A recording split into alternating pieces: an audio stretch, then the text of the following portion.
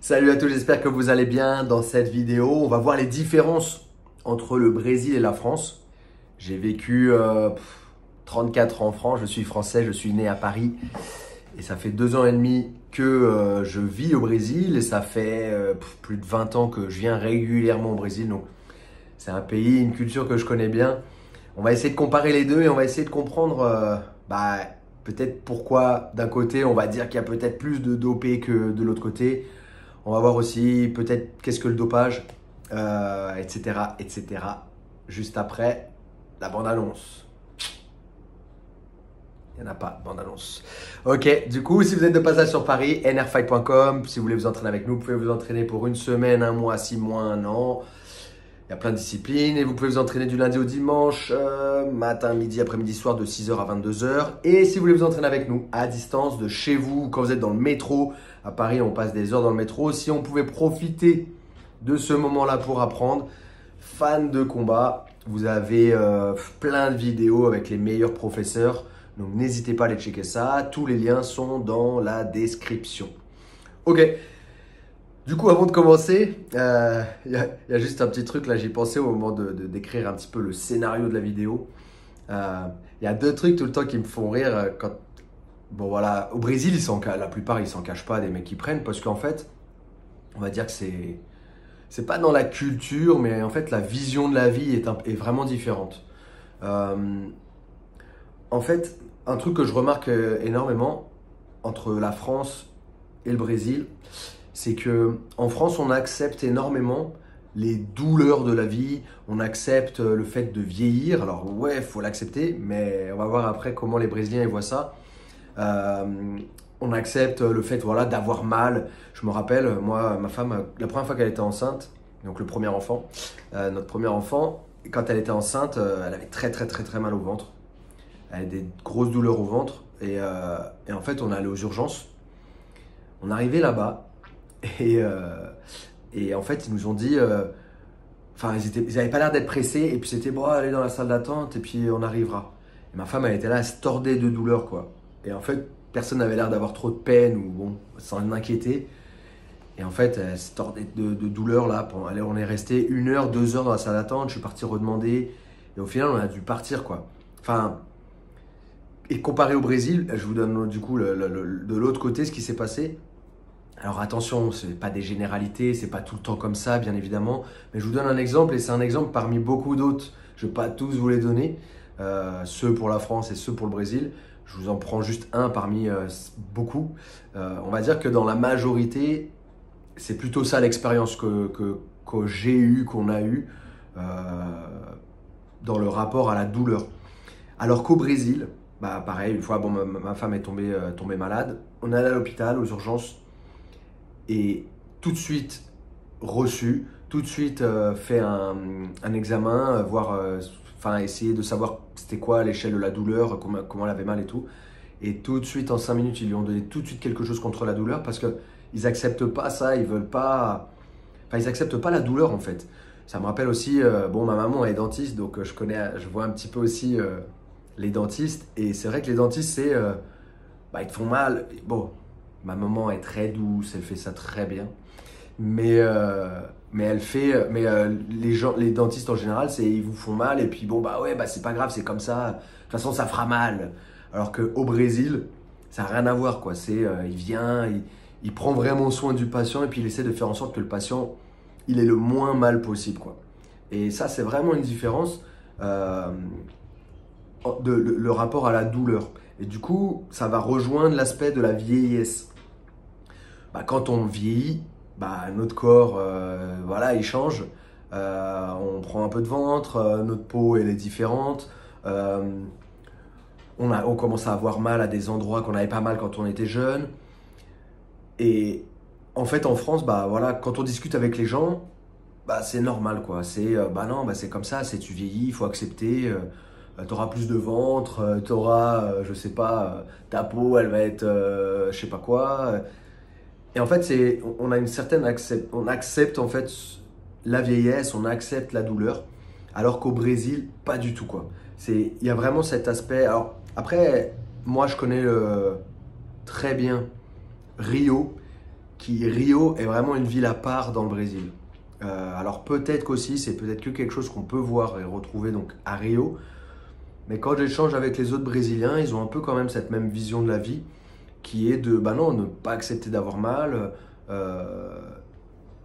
Si jamais je vieillis, bah pourquoi pas, du coup là on y vient, prendre alors au début, être accompagné par un nutritionniste, être accompagné par un médecin de la performance ou je sais plus comment ils appellent ça, peut-être de la vieillesse, je sais plus c'est quoi le nom exact. Mais du coup, être accompagné par un médecin on va faire des tests sanguins tous les 2 mois, 3 mois pour voir comment ça se passe, comment ça va, comment ça évolue. Et puis, bah, s'il y en a le besoin, et bah, prendre des- des- de la testostérone ou prendre des produits qui sont dopants dans les sports de combat ou dans le sport en général. Mais en fait, euh, moi, je vois ici les personnes âgées ou voilà, qui commencent à avoir un certain âge. On voit beaucoup de gens qui ont l'air en très bonne santé et il y en a beaucoup du coup. Enfin, je suis pas là derrière eux à savoir s'ils prennent ou pas. Après, on devine bien évidemment quelqu'un qui a 50 ans, qui est tracé, pam pam pam, qui est balèze, puis qui est souriant, qui est, je sais pas, beau gosse, bronzé et tout. Bah forcément on se doute qu'il prend quelque chose, mais très bien en fait. Enfin, c'est très bien pour lui, je pense. Après, ça, c'est mon avis. Je pense que on n'a qu'une vie. Si on peut la passer en souffrant le moins possible physiquement et même mentalement, parce que mentalement, ça fait du bien de se voir dans le miroir, d'avoir good looking, d'être beau gosse ou d'être bien. Pareil pour les femmes, hein, voilà, avec des enfants, avoir des enfants, l'âge, la ménopause, etc. Bah ouais, le corps il change aussi. Et franchement, si la femme, elle a les possibilités en vrai de pouvoir prendre quelque chose pour essayer de garder un petit peu sa forme de jeunesse, on va dire, bah pourquoi pas. Après, dans ma dernière vidéo, il y en a beaucoup qui ont commenté. Donc, il y en a beaucoup qui demandaient ça, qui demandaient la différence entre la France et le Brésil. Mais aussi qui disaient, ouais, mais ils sont en train de se niquer la santé, c'est pas bon, etc. En fait, tout dépend du dosage que vous prenez. Tout dépend de si vous faites des examens sanguins pour voir comment ça évolue. Tout dépend si voilà, vous êtes encadré par un médecin. Des gens, moi, tous ceux que j'ai vus encadrés par des médecins, je les ai pas vus devenir fous en fait. Mais tous ceux qui se font tout seuls en mode non mais c'est bon, je m'y connais. L'autre jour encore, je regardais une vidéo là sur Thibaut InShape avec un mec là. Ouais moi j'ai regardé, ouais mais je me suis beaucoup renseigné pendant un an, j'ai regardé sur internet et du coup après j'ai commencé. Mais c'est n'importe quoi. Et puis je pense pas que ce soit une bonne image. Et on va y venir après aussi sur ce sujet-là en France. Euh, alors que il y en a plein qui prennent, mais qui ne deviennent pas fous, qui n'ont pas des physiques anormaux. Et voilà, qui se sentent bien dans leur peau, qui se sentent bien même dans leur relation avec les autres, parce que bah, ils ont cet aspect extérieur qui est beau, et puis mentalement aussi ça change. Le cerveau il pense mieux, il pense comme quand on avait 20 ans. Euh, et, euh, et donc voilà, où est le mal pour ça? Là je parle à côté de la partie compétition. Et du coup pour revenir par rapport aux Français là, qui étaient sur Thibaut InShape, ouais, il était là, ouais, moi j'ai étudié pendant un an, du coup, après je me suis dit, c'est bon, je suis prêt, je peux me lancer. Mais c'est n'importe quoi, t'es pas médecin, t'as pas étudié, médecin c'est, je sais pas, 5 ans, 7 ans, peut-être plus d'études. C'est pas en un an sur internet que tu vas réussir à savoir ce qu'il faut que tu prennes. D'accord? Et puis en plus de ça, faut être encadré, faut être suivi, faut voir comment ton corps y réagit. C'est au cas par cas, c'est pas tout le monde va faire la même chose. Mais du coup, en fait, c'est le problème, c'est que comme en France, on est un peu fermé là-dessus, on est un peu, pour l'instant en tout cas, on est un peu fermé, on a vachement peur. Et en vrai, c'est très difficile de trouver des médecins qui veulent vous encadrer. Faut vraiment que vous ayez un taux hormonal très très bas, déprimé, etc.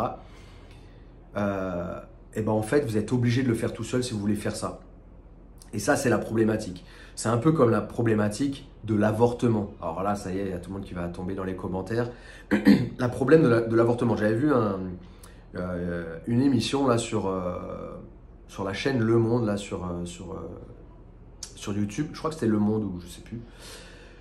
Et en fait, ce qu'il disait, c'est que il y avait beaucoup de femmes qui mouraient à l'époque quand l'avortement était interdit, parce que de toute façon, elles ont, voilà, bon, soit c'était un enfant qui n'était pas voulu, soit c'était un viol ou voilà, quelque chose qui était forcé. Et du coup, la femme, elle était enceinte, elle veut pas garder l'enfant. Elle veut pas garder l'enfant et du coup, elle voulait avorter. Et comment ça se passait? Elle devait faire ça, je sais pas comment on dit, au black peut-être, ou voilà, elle devait trouver des médecins qui acceptaient de le faire, elle les payait en contrepartie pour pouvoir le faire, mais elle le faisait chez elle, des fois dans des conditions pas bonnes, etc. Et du coup, il y avait beaucoup de femmes, ou encore peut-être dans le monde actuellement, il y a beaucoup de femmes qui meurent quand elles veulent retirer leur enfant, quand elles veulent avorter, qui mourraient à cause de ça.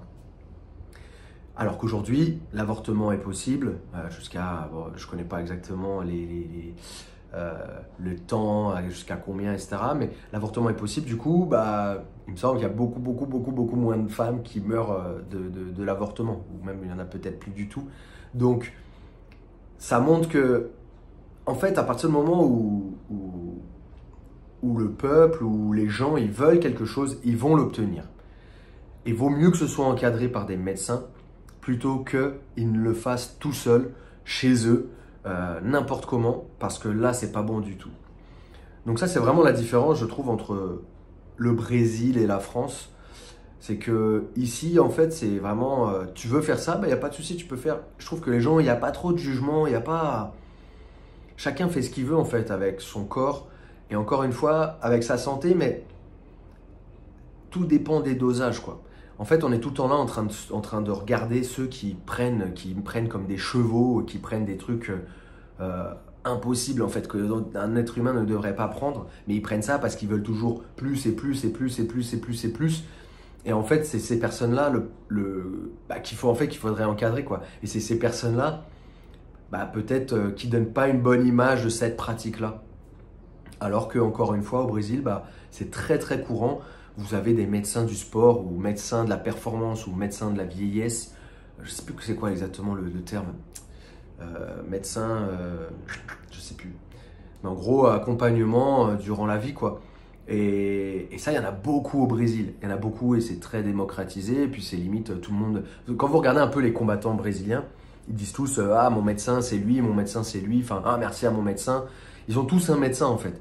Et un exemple, Mika Galvao. Alors, je ne sais pas il y en a un qui m'a mis dans la dernière vidéo que j'avais dit qu'il a été dopé. Il n'est pas dopé, Mika Galvao. Je ne sais pas à quel moment. Enfin, j'ai pas dit ça, je pense pas.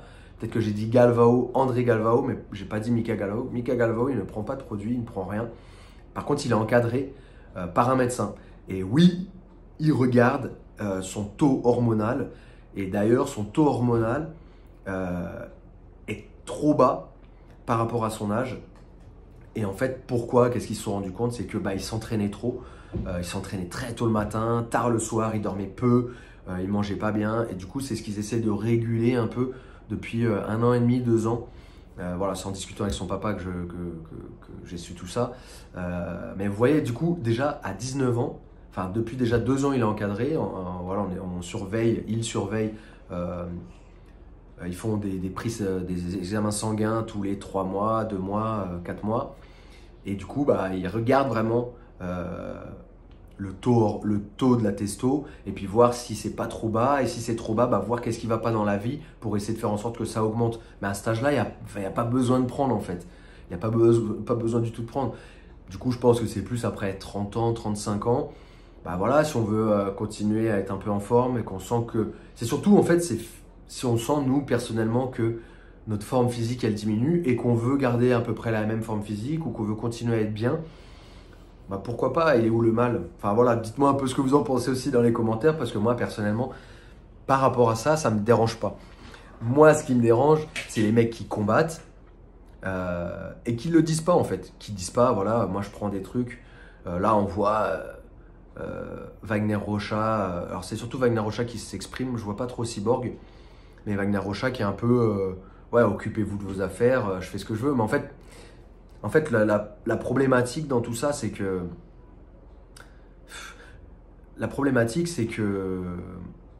le, le- lui, il a 40 ans, donc déjà, ça veut dire qu'il a 30 ans d'expérience. Comparé à un jeune qui arrive, qui a 20 ans, et qui va avoir peut-être que 10 ans, lui, là, Wagner Rocha, il a 30 ans d'expérience, 30 ans de pratique. Et en plus de ça, du coup, bah, physiquement, il est toujours là. Bah ouais, forcément, ça peut être injuste, en fait, pour le jeune qui arrive, qui a 20 ans.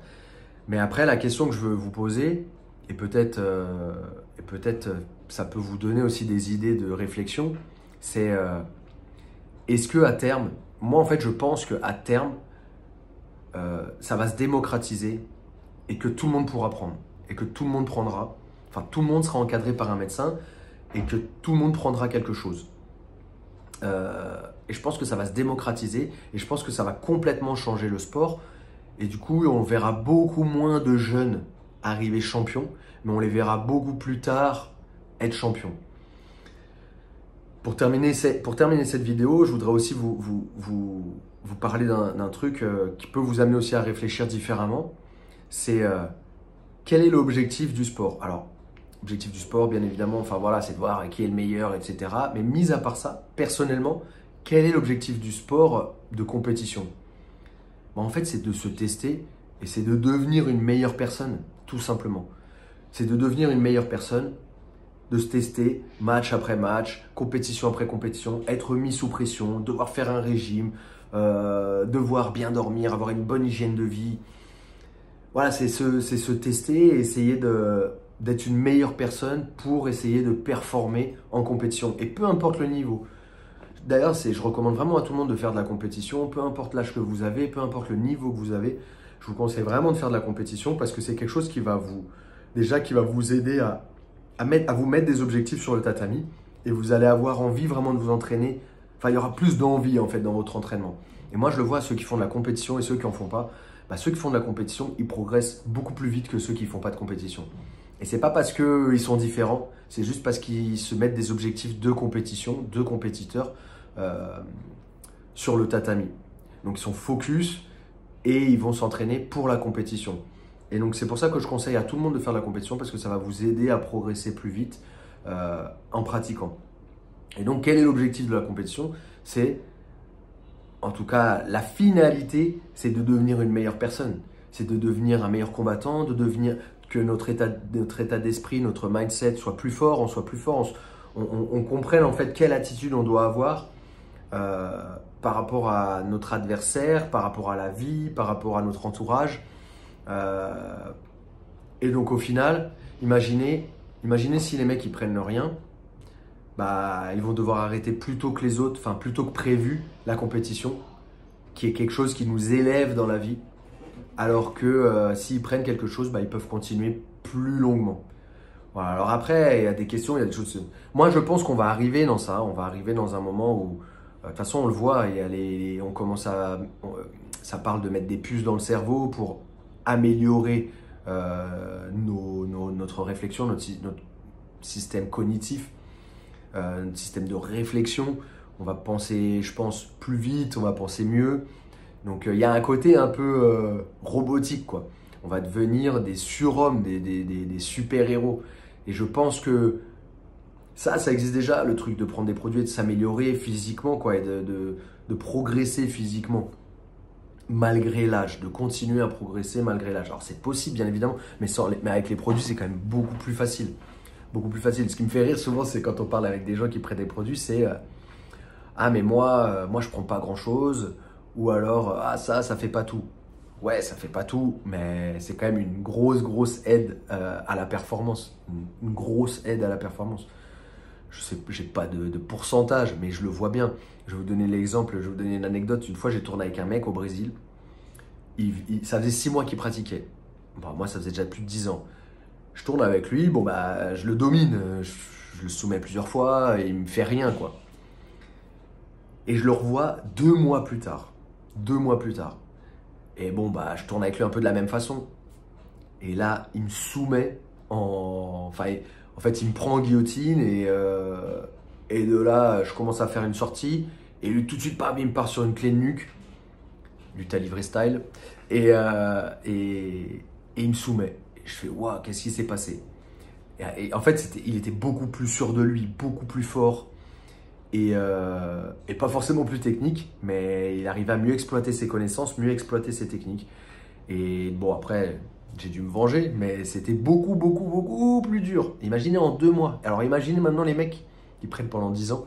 Alors voilà, c'est des conneries, c'est pas, ça fait pas tout. Il faut aller travailler, il faut aller s'entraîner, mais ça fait quand même c'est quand même une grosse aide à la performance. Voilà, j'ai à peu près fait le tour de toutes les choses que je voulais vous dire. En fait, l'idée c'est, je sais qu'il y a une culture vraiment différente en France et au Brésil. L'idée, c'était de vous apporter un petit peu aussi cette vision de la vie, cette vision du sport peut-être aussi des Brésiliens pour vous donner un peu aussi des éléments de réflexion et puis bah voilà, que vous puissiez réfléchir différemment peut-être avec tout ça. Voilà, j'espère que ça vous a plu. N'hésitez pas si vous avez des questions, j'essaie de répondre, mais c'est vrai qu'il y a un peu beaucoup là en ce moment, mais j'essaie de suivre. En plus, j'ai des stagiaires en ce moment, d'ailleurs j'organise souvent des stages au Brésil. Là en ce moment, j'ai 20 Français qui sont là pour s'entraîner en lutte à livrer. C'est des stages, ils sont super cool. On s'entraîne entre 1 et 2 fois par jour. On fait des visites, des randonnées. Je les emmène dans des bons restaurants. Voilà, on va au pain de sucre. Hier, on a fait une cascade. On a fait une randonnée puis cascade. On a fait 2 entraînements. Aujourd'hui, c'est le dernier entraînement. Je vais leur faire des tests match. Ils ne le savent pas encore. On va faire des tests match entre eux et peut-être avec remise de ceinture à la fin. Et après, on va passer la journée sur la plage en mode chill pour profiter de leur avant-dernière journée, mes dernières journées ensemble vraiment. Voilà, c'est vraiment, vraiment cool. J'ai des gens là qui viennent, j'ai un mec qui vient de Saint-Etienne, un mec qui vient de Vannes, un mec, des gens, bon, évidemment de NR Fight Paris. On a 2 Canadiens. On a vraiment des gens qui viennent d'un peu partout. Et c'est marrant parce qu'à chaque fois c'est pareil, mais ils arrivent et au bout d'1 heure, c'est comme s'ils se connaissaient tous depuis 10 ans, quoi. C'est vraiment, vraiment bonne ambiance. Et tout le monde, voilà, tout le monde s'entend bien, il n'y a jamais de problème. On est en groupe et voilà, on kiffe à chaque fois le Brésil pendant 2 semaines. Donc n'hésitez pas à me contacter ou à me suivre sur les réseaux sociaux, surtout Instagram et TikTok pour avoir toutes les informations. Et puis bah voilà, allez récupérer la vidéo gratuite dans la description. Vidéo d'1h30 rien que pour vous sur Fan de Combat. Ça vous permettra de découvrir la plateforme gratuitement et puis aussi bah, voilà, d'avoir un programme d'1h30 pour pouvoir vous entraîner tout seul à la maison. Si vous avez que 10 minutes, 15 minutes, 30 minutes, vous voulez vous entraîner, vous voulez progresser dans votre attitude physiquement et dans votre attitude pour les sports de combat. Donc n'hésitez pas à aller checker ça. Le lien il est dans la description. Allez récupérer la vidéo et dites-moi ce que vous en avez pensé. Et puis bah, pour ma part, on se voit très bientôt, que ce soit au Brésil, à Paris, aux États-Unis, n'importe où dans le monde ou sur Internet. Ossa!